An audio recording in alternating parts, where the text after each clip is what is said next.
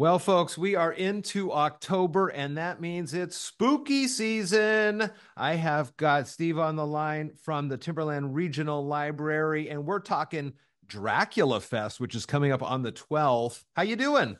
I'm doing great. I'm doing great. Thanks for having me on. This is super cool, and I've seen these posters around town, and this looks like a fun way to get people excited for not only the library, but also excited for, Halloween and all the fun stuff that's happening. Yeah, The event day is October 12th, and there is a whole host of things that are happening on the day here at the William G. Reed Library. Let's talk first about just kind of where the idea came from for Dracula Fest. So,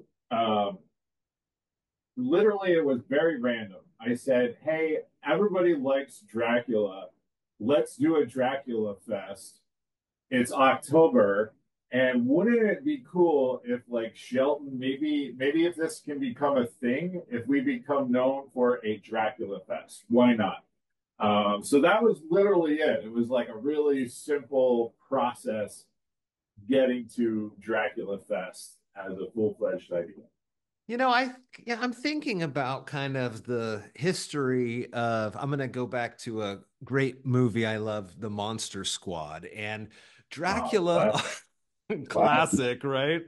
And Dracula was the leader there, and he was always very spooky, and he kind of has been, I guess, the anchor when it comes to these characters. You got the Wolfman, you got the creature from the Black Lagoon or Frankenstein, but it always kind of came back to Dracula being the head honcho here. And so I can see why folks like him. It's kind of a fun one.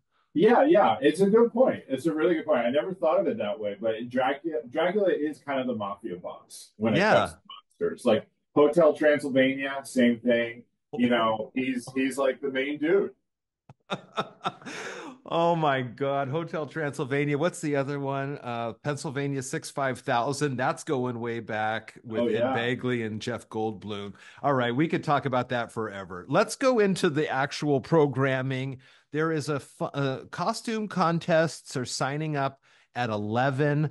Yes. You can get there for the 2 o'clock Dracula costume contest, but between 11 and 2, you've got some fun things going on. Tell us a little bit about these different events. Yeah, that's right. So from 11 to 12 o'clock is our sign up for the costume contest. And really, we're keeping it pretty loose. We call it a Dracula costume contest, but you could come as Dracula, you could come as your favorite character from Dracula, you could come as SpongeBob SquarePants dressed as Dracula.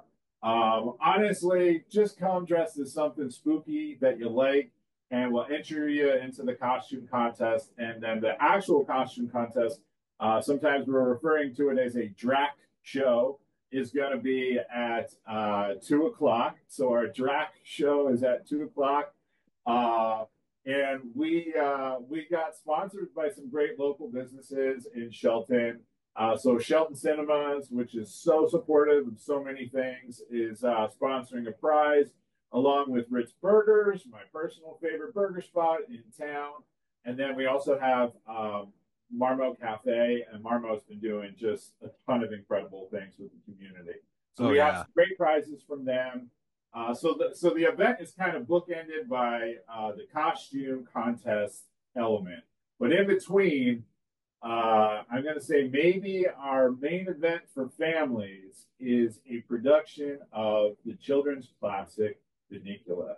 So for any of you 80s or 90s kids, you might remember Bunnicula, and our tagline has been Bunnicula, Bunny or Beast. So come to find out, it's a very cute show, and the 24 Carat Theater Company is putting on Bunnicula, and I have the pleasure of saying that is actually my wife and some fellow thespians who are coming to town, and they put together a great all ages production of Bunnicula. It's gonna be a lot of fun.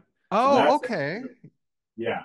That's awesome. See, I got the sense that we were going to have to sit kind of and watch this thing, but it's going to be live action. There'll be people there performing this. This is going to be It's perfect. it's going to be live action, and actually, I do have a special guest today, just as a little preview, and that is the man, the myth himself, Bunnicula. Trying to get him in the shot there. So come see Bunnicula. He has made an appearance at some story times here.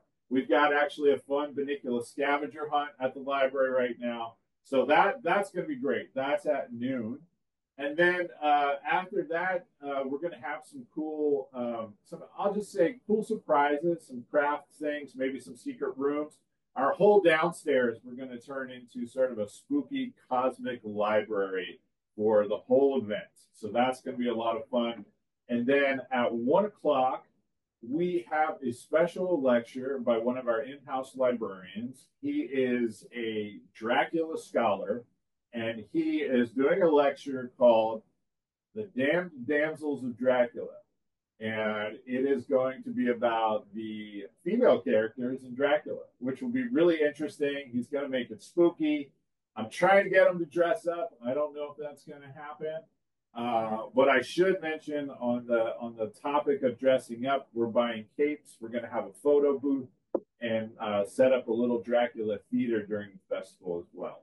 That's so great. I was just over, well, I wasn't just, but I was over at the library talking to Cheryl about the pirate ship downstairs. Yes. Is that going to turn into like a ghost pirate ship, or you doing anything with spider webs down there? Because that whole downstairs now, if you're a parent and you haven't brought your youth to the library and checked out the downstairs, it is totally cool and it is totally different from what you would expect to see at a library. There's, lights and there's open space to sit there and you navigate the ship, and you guys did such a great job building that thing, and it is so cool downstairs. And I can just see it in my mind's eye how it'll be transformed for this Dracula Fest here and Oh, yeah. through Halloween.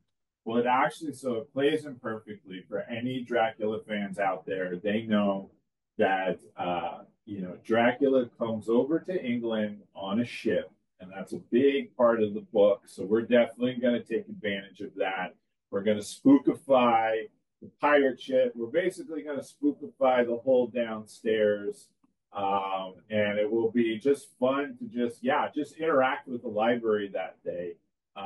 Every Thursday, actually today, we do something called Cosmic Library, where we shut off the lights. We turn on a lot of cool, like atmospheric, disco-y lights, and so we're gonna take that idea, but really amp it up for the spookiness.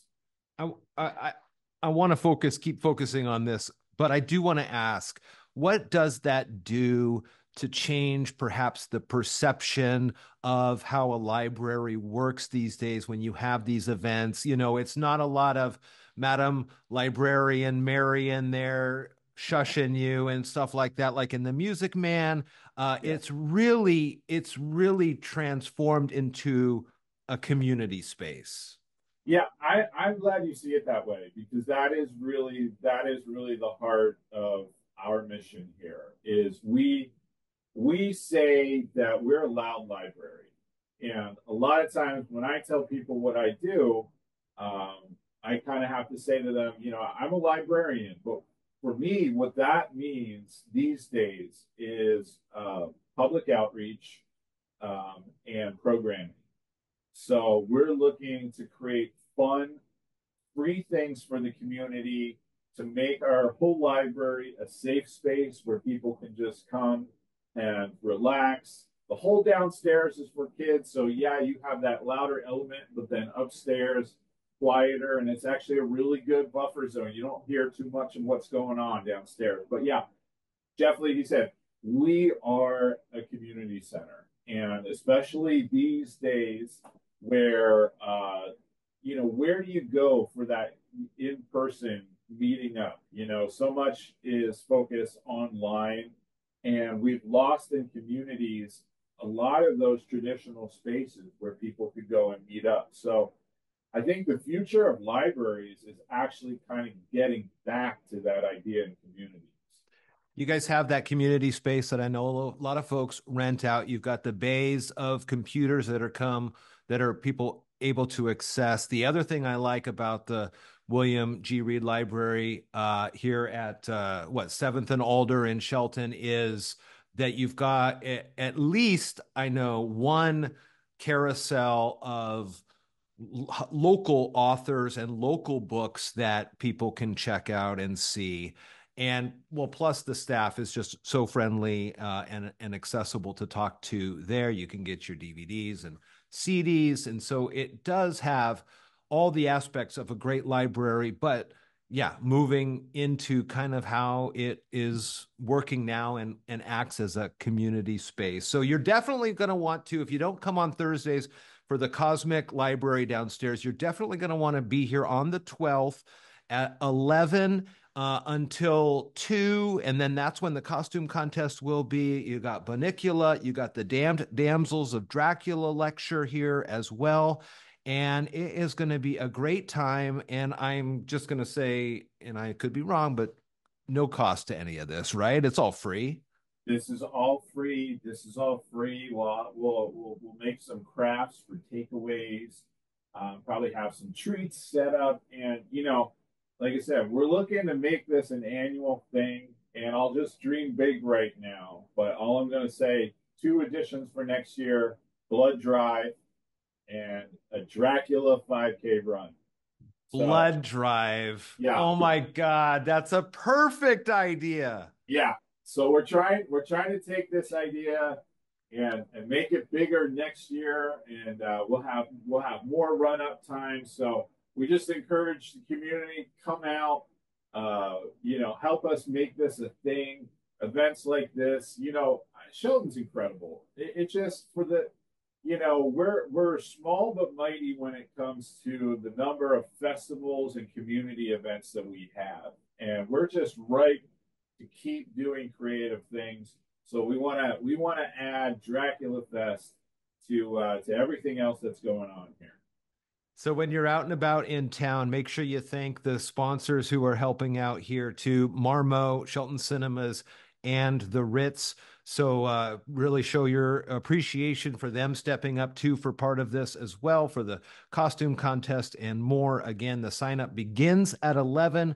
The costume contest proper is at 2. And in between there, you got some great events to watch a live performance of Bunnicula, and then hear a really interesting lecture about the females. So these are like all the females that Dracula has gazed upon with his eyes, and then Yeah. they don't know what happened. Yeah, there's some really interesting discussion about the female characters in Dracula, from a feminist perspective, also from sort of that, yes, like you're saying, the gaze, the seduction quality that's going on in the story. So lots of really interesting stuff to get into. And Cameron, as I said, Cameron Miller, he is our in-house Dracula expert. He actually took a whole course on Dracula last year. So it's going to be a lot of fun. Steve, it's always good to talk with you and see you. Have a great time as you get ready and more prepared for this. Everybody be to the library on October 12th for Dracula Fest. Thank you, sir. It's all right. Thank you, Jeff. So yeah, come see Bunnicula and everything else we got going on.